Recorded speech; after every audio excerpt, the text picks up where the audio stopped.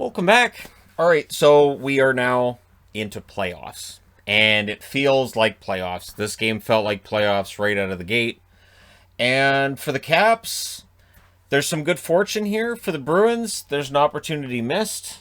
And in the end, the Caps are up 1-0 in this series. So it was Vanacek versus Rask. No Samsonov, no Kuznetsov, still on the COVID list. And you have to think again for the Bruins, you want to strike while Kuznetsov's not in the lineup, right? Pre-game, Marchand signed a stick and gave it to a fan that was hit with a puck during the pre-game warm-ups. So, nice gesture by Marchand.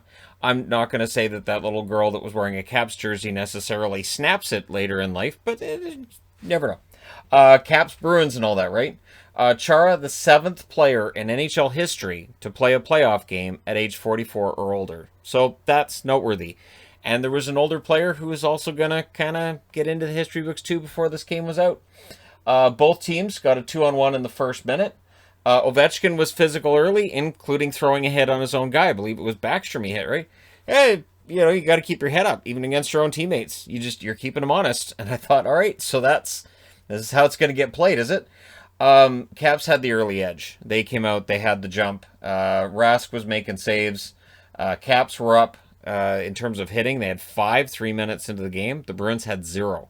So the Bruins were kind of slow to pick it up. They did pick it up, but it was a very strong hitting game from the Caps right out of the gate. DeBrusk then fired one high as the Bruins were picking it up on their end. Vanacek denies Pastrnak, and then at 6 minutes and 22 seconds, it's Tom Wilson with a nice goal. He scores from Sprong and Oshie, so that makes it 1-0. And it was on a break, and it was a smart play by Washington. So McAvoy's stick breaks, and they just attacked him. They're like, okay, he doesn't have a stick, we'll attack him. Smart play, they get a goal out of it. Caps then pressed for another. The shots, 8 minutes into this, were 4-1 in favor of Washington. Delay of game, power play then for the Bruins. The Bruins' power play was 3 for 24 against the Capitals during the regular season. Make it 3 for 25, and Carlson had a chance right out of the box. So that first power play, nothing to write home about for the Bruins. Raffl then fired a couple of chances wide. Michael Raffl had a lot of chances that ended up going wide tonight. Bruins were stuck on 2 shots with 7.5 minutes left, but eventually they get one in the net. DeBrusk scores on their 4th shot from Lazar at 13 minutes and 10 seconds. And trying to make the save, Vanacek hurts himself. Looked like he pulled a groin muscle there. He exits the game, and Craig Anderson goes in. And there you go. And in between the first and second period on Sportsnet, Kelly Rudy said basically it's on Vanacek that he pulls a groin muscle there, and you shouldn't be pulling a muscle in the game. And honestly, all I could think when he was saying it was, about all the other times I've seen goaltenders pull a muscle playing hockey, and it not necessarily being a conditioning thing. You just overextend. And you're trying, in this case, it looked like Vanacek was trying so hard to make the save, he was in the full splits. So I know I can't do that, and I know it looks painful. So if you overextend there, I'm not sure what kind of Kegels or push-ups or pull-ups or chin-ups. I don't know. I don't know how you're supposed to avoid hurting yourself there. But he basically chastised him, and now Anderson's in it. Here goes. And I thought, if Anderson ends up winning this game, you may eat those words. Bruins press for the lead. Anderson was making early saves, passing an early test. Rask denies Backstrom. The bench chatting was ramping up as that period went along. Wasn't as prominent in the second and third, but late in the first it was prominent. Oshie exits the game. He returns. So you get the feeling that some guys in this game are banged up. And that's because they are. This was a brutal schedule they've just gone through, and now the playoffs are going to be pretty rough on them as well. Bruins get a late power play. Anderson decided to knock the net off. And it was kind of funny because his own guy runs into him, and then the net falls back, and Anderson just falls onto the net. And all I could think was, that's some street hockey way to make sure the net is off. That's a street hockey way of making sure, well, that's not a goal. Why? Because I'm sitting on the net. But you're where the net would be. It doesn't matter. It's not where it's supposed to be, so it's not a goal. I've had these conversations during street hockey games. So we go to the second period with it tied at 1.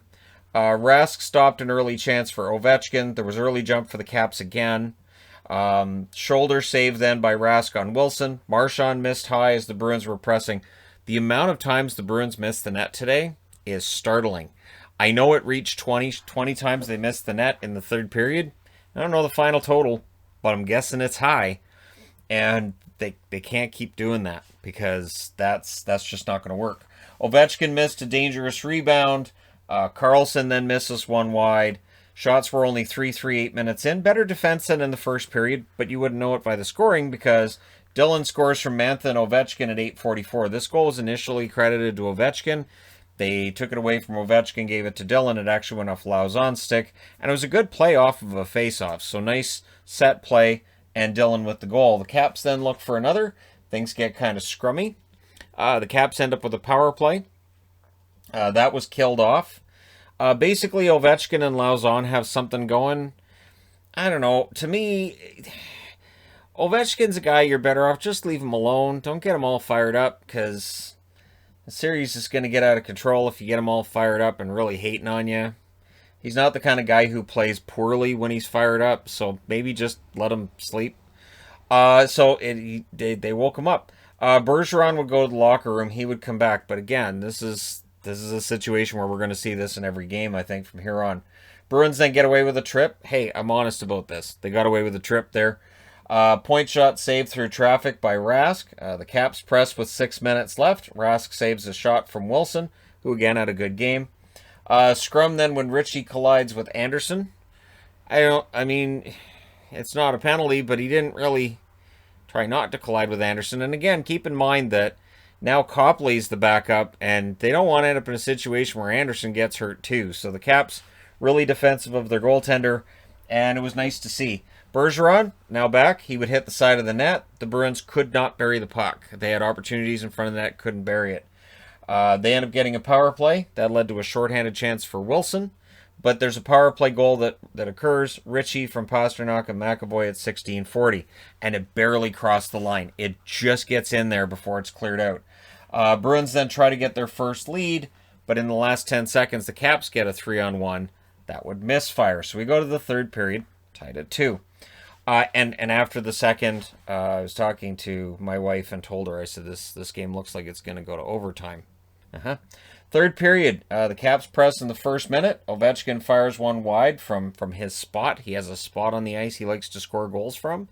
Boston was lucky he didn't score there. Wilson then had a shot that was saved. Really kind of sloppy first 5 minutes by both teams, coughing up the puck. Passes weren't very crisp, not tape to tape. Bruins then get a power play. This led to a "ref, you suck" chant, which would occur a few times during that third period. Ovechkin gets taken down. The fans wanted a call there. Oshie lost his helmet. Fans wanted a call there. Chanting again at that stage of the game. Caps had a 2-on-1. That misfires. Dylan's helmet comes off as well. This is all during the same play. So there's two Caps helmets on the ice. Lazar fires one wide. Rask stopped a shot from Hagelin. And yeah, as this period went on, it just felt more and more like next goal wins. Schultz would hit the post as the Caps were pressing. Rask then stops a shot from Sprong. Rask denies Eller twice.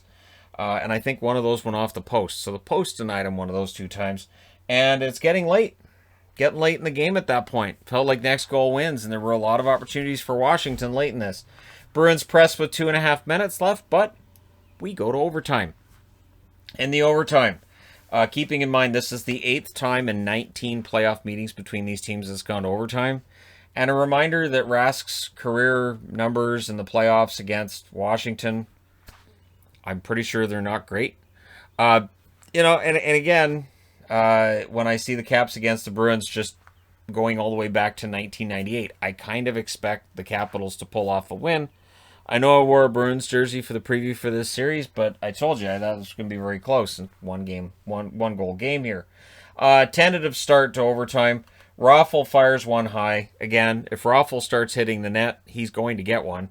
The Capitals press. Anderson catches a shot from Pasternak. Lauzon then misses one wide, and then it's Dowd that ends it on a nice tip. of an Oshie shot from the point. Wilson gets the second assist. They reviewed it, but A, it wasn't a high stick from Dowd. You could see that immediately. And B, it was clearly onside. So they reviewed it. It's onside. The Capitals win 3-2 in overtime. They go up 1-0. The good news is Boston gets a point for losing in overtime, so I don't know where those points would go. It doesn't matter. It's playoffs. 4:41 was the time of that goal. Craig Anderson is the fourth oldest goaltender to win a playoff game in relief. Somebody keeps all these stats. Just picture them just in a dark room, NHL record book sort of, warehouse. A picture of just a really dusty kind of area. Maybe a guy in his 90s kind of shuffling around looking up all these records. I know that's not what it is. I know everything's digital now, but that's the picture I have in my mind. So the shots in this one were 11-7 for the Caps in the first, 11-9 Caps in the second, 9-8 Caps in the third. In the overtime, 2-1 for Boston, 32-26 were the shots in favor of the Caps. Again, Boston not hitting the net regularly enough. Hits 51-41 for Washington. This was a hard-hitting game. Block shots 19-15 for Boston. Power plays Boston 1 for 4. Capitals just had the one power play. Do not be surprised if the coach says something after the game in favor of the Capitals and how the referees weren't very nice. And don't be surprised if in the next game we see the power plays kind of get reversed. It's the playoffs. This happens. Coach comes out, says, I think the officiating kind of hosed us tonight. We survived. The next game, magically, the calls will be reversed.